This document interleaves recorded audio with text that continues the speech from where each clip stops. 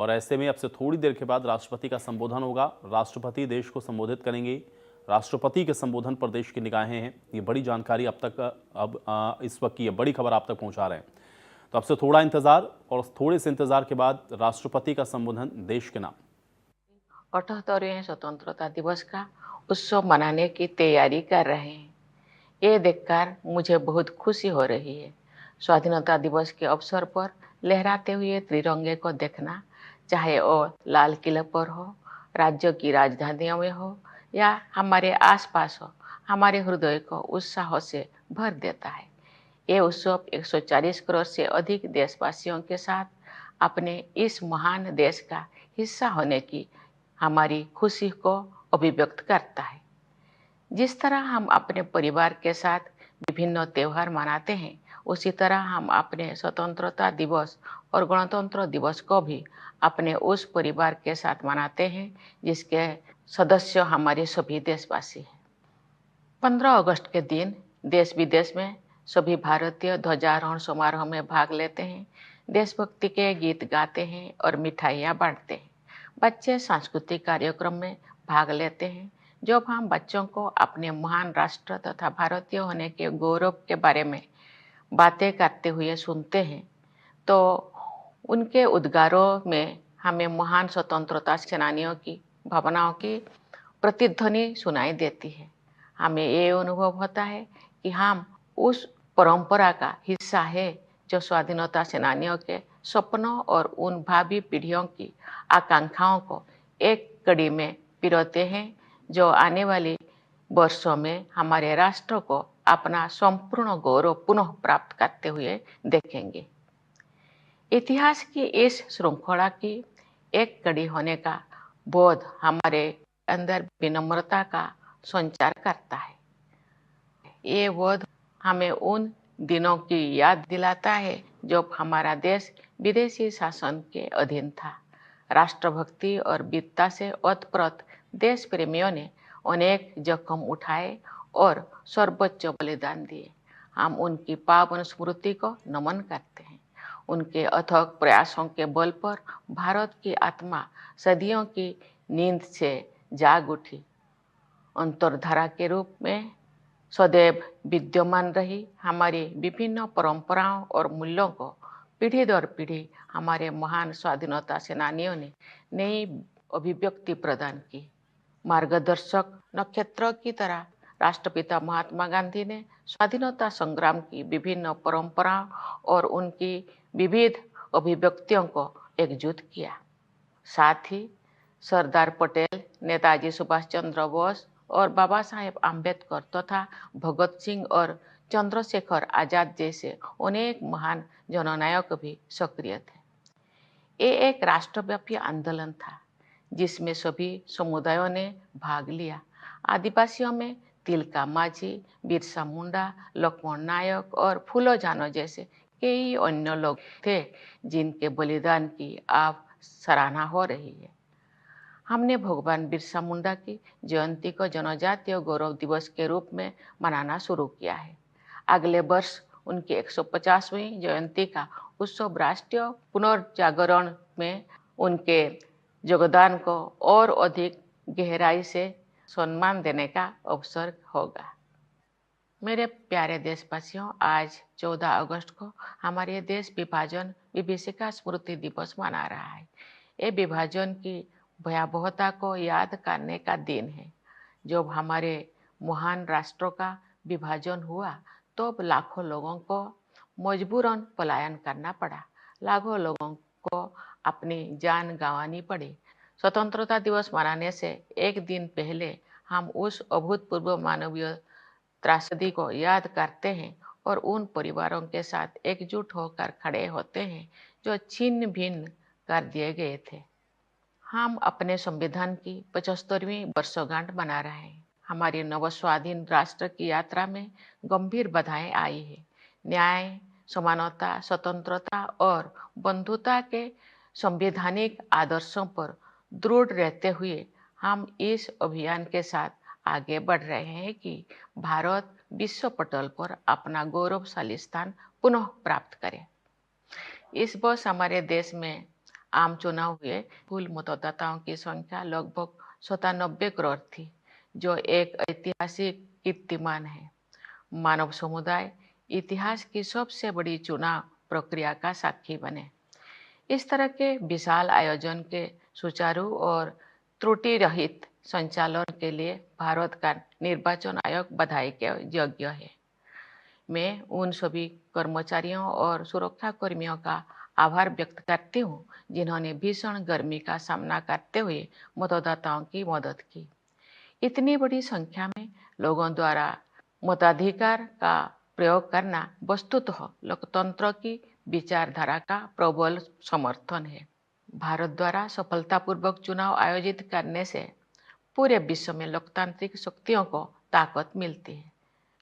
मेरे प्यारे देशवासियों, वर्ष 2021 से वर्ष 2024 के बीच 8% की औसत वार्षिक वृद्धि दर हासिल करके भारत सबसे तेज गति से बढ़ने वाली बड़ी अर्थव्यवस्थाओं में शामिल है।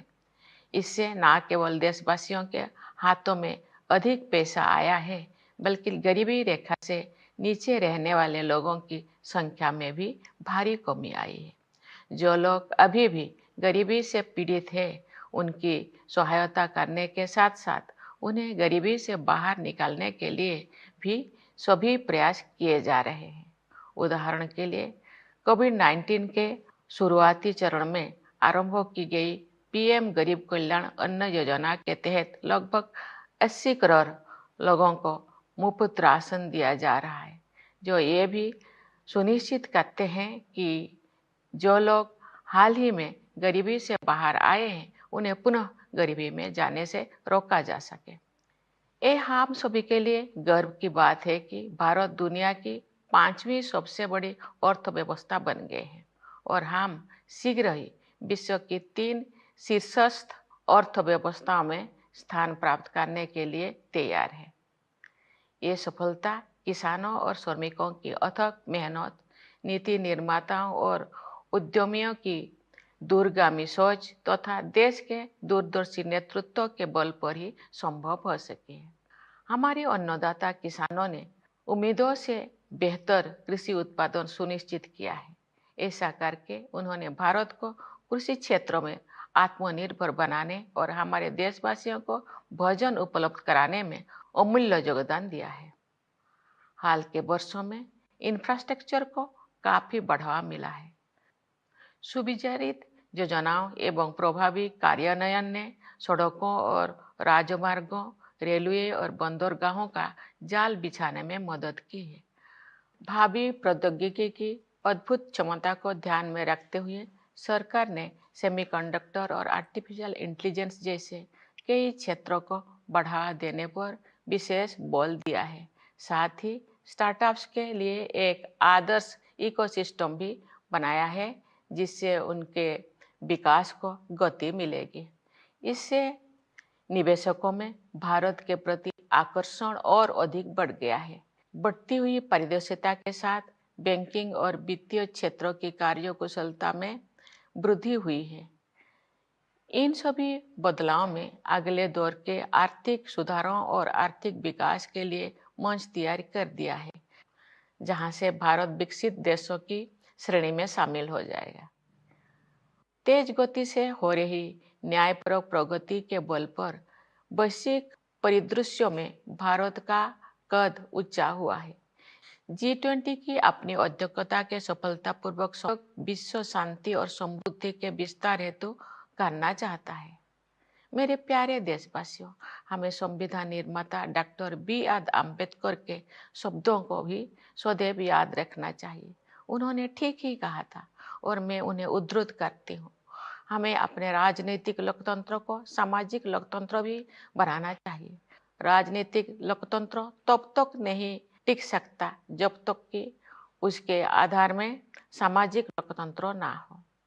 राजनीतिक लोकतंत्र की निरंतर प्रगति से सामाजिक लोकतंत्र को मजबूत करने की दिशा में की गई प्रगति की पुष्टि होती है। समावेशी भावना हमारे सामाजिक जीवन के हर पहलू में दिखाई देती है। अपनी विविधताओं और बहुलताओं के साथ हम एक राष्ट्र के रूप में एकजुट होकर एक साथ आगे बढ़ रहे हैं। समावेश के साधन के रूप में अफर्मेटिव एक्शन को मजबूत किया जाना चाहिए। मैं दृढ़ता के साथ ये मानती हूँ कि भारत जैसे विशाल देश में कथित सामाजिक स्तरों के आधार पर कलहों को बढ़ा देने वाले प्रवृत्तियों को खारिज करना होगा। सामाजिक न्याय सरकार की सर्वोच्च प्राथमिकता है। सरकार ने अनुसूचित जातियों, अनुसूचित जनजातियों और समाज के अन्य हाशियों के वर्गों के कल्याण के लिए अनेक अभूतपूर्व कदम उठाए हैं। उदाहरण के लिए प्रधानमंत्री सामाजिक उत्थान एवं रोजगार आधारित जनकल्याण यानी पीएम सूरज का उद्देश्य हाशिए पर के लोगों को सीधे वित्तीय सहायता प्रदान करना है। प्रधानमंत्री जनजातीय आदिवासी न्याय महाअभियान यानी पीएम जनमन ने एक जन अभियान का रूप ले लिया है। इसके तहत विशेष रूप से कमजोर जनजातीय समूह यानी पीवीटीजी की सामाजिक आर्थिक स्थितियों में सुधार के लिए निर्णायक कदम उठाया जा रहा है। National action for mechanised sanitation ecosystem यानी नमस्ते योजना के तहत यही सुनिश्चित किया जाएगा कि किसी भी सफाई कर्मचारी को सीवर और सेप्टिक टैंक की सफाई के जख्म भरे काम को हाथों से नहीं करना पड़ेगा। न्याय शब्दों के सबसे व्यापक अर्थ में अनेक सामाजिक आयाम सम्मानित हैं। उनमें से 2 आयामों पर मैं विशेष रूप से जोर देना चाहूँगी। वे आयाम हैं स्त्री पुरुष के बीच न्यायपूर्ण समानता तथा क्लाइमेट जस्टिस। हमारे समाज में महिलाओं को केवल समानता का ही नहीं बल्कि समानता से भी ऊपर का दर्जा दिया जाता है। हालांकि उन्हें परंपरागत पूर्वाग्रह का कष्ट भी झेलना पड़ा है, लेकिन मुझे ये जानकर खुशी होती है कि सरकार ने महिला कल्याण और महिला सशक्तिकरण को समान महत्व दिया है। पिछले दशक में इस उद्देश्य के लिए बजट प्रावधान में 3 गुना से अधिक की वृद्धि हुई है। श्रमबल में उनकी भागीदारी बढ़ी है। इस संदर्भ में जन्म के समय बेटियों के अनुपात में हुई उल्लेखनीय सुधार को सबसे उत्साहजनक विकास कहा जा सकता है। महिलाओं को केंद्र में रखते हुए सरकार द्वारा अनेक विशेष योजनाएं भी लागू की गई है। नारी शक्ति बंधन अधिनियम का उद्देश्य महिलाओं का वास्तविक सशक्तिकरण सुनिश्चित करना है। जलवायु परिवर्तन एक यथार्थ का रूप ले चुका है। विकासशील देशों के लिए अपने आर्थिक प्रतिमानों को बदलना और भी अधिक चुनौतीपूर्ण है। फिर भी हमने उस दिशा में आशा से अधिक प्रगति की है। ग्लोबल वार्मिंग के सबसे गंभीर कुप्रभावों से पृथ्वी को बचाने के लिए मानव समुदाय द्वारा किए जा रहे संघर्षों में अग्रणी भूमिका निभाने पर भारत का गर्व है। मैं आप सभी से अनुरोध करती हूँ कि आप अपने जीवन शैली में छोटे छोटे किंतु प्रभावी बदलाव करें तथा जलवायु परिवर्तन की चुनौती का सामना करने में अपना महत्वपूर्ण योगदान दें। न्याय के संदर्भ में मैं ये भी उल्लेख करना चाहती हूँ कि इस वर्ष जुलाई में भारतीय न्याय संहिता को लागू करने में हमने औपनिवेशिक युग के एक और अवशेष को हटा दिया है। नई संहिता का उद्देश्य केवल दंड देने की बजाय अपराध पीड़ितों के लिए न्याय सुनिश्चित करना है।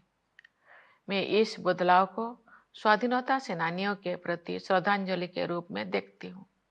मेरे प्यारे देशवासियों, आज के युवा हमारी स्वतंत्रता की शताब्दी तक के अमृतकाल को यानी आज से लगभग 1/4 सदी के कालखंड को स्वरूप प्रदान करेंगे। उनकी ऊर्जा और उत्साह के बल पर ही हमारा देश नई ऊंचाई तक पहुंचेगा। युवाओं के मनोमस्तिष्क को विकसित करना तथा परंपरा एवं समकालीन ज्ञान के सर्वश्रेष्ठ आयामों को ग्रहण करने वाले नई मानसिकता का निर्माण करना हमारी प्राथमिकता है। इस संदर्भ में वर्ष 2020 से लागू की गई राष्ट्रीय शिक्षा नीति के परिणाम सामने आ रहे हैं। युवा प्रतिभा का समुचित उपयोग करने के लिए सरकार ने कौशल रोजगार तथा अन्य अवसरों को सुलभ बनाने के लिए पहल की है। रोजगार और कौशल के लिए प्रधानमंत्री की 5 योजनाओं के माध्यम से 5 वर्षों में 4 करोड़ 10 लाख युवाओं को लाभ मिलेगा। सरकार की एक नई पहल से 5 वर्षों में 1 करोड़ युवा अग्रणी कंपनियों में इंटर्नशिप करेंगे। ये सभी कदम विकसित भारत के निर्माण में आधारभूत योगदान देंगे। भारत में हम विज्ञान और प्रौद्योगिकी को ज्ञान की खोज के साथ साथ मानवीयतापूर्ण प्रगति के साधन के रूप में देखते हैं। उदाहरण के लिए डिजिटल एप्लीकेशन के क्षेत्र में हमारी उपलब्धियों का उपयोग अन्य देशों में टेम्पलेट के रूप में किया जा रहा है।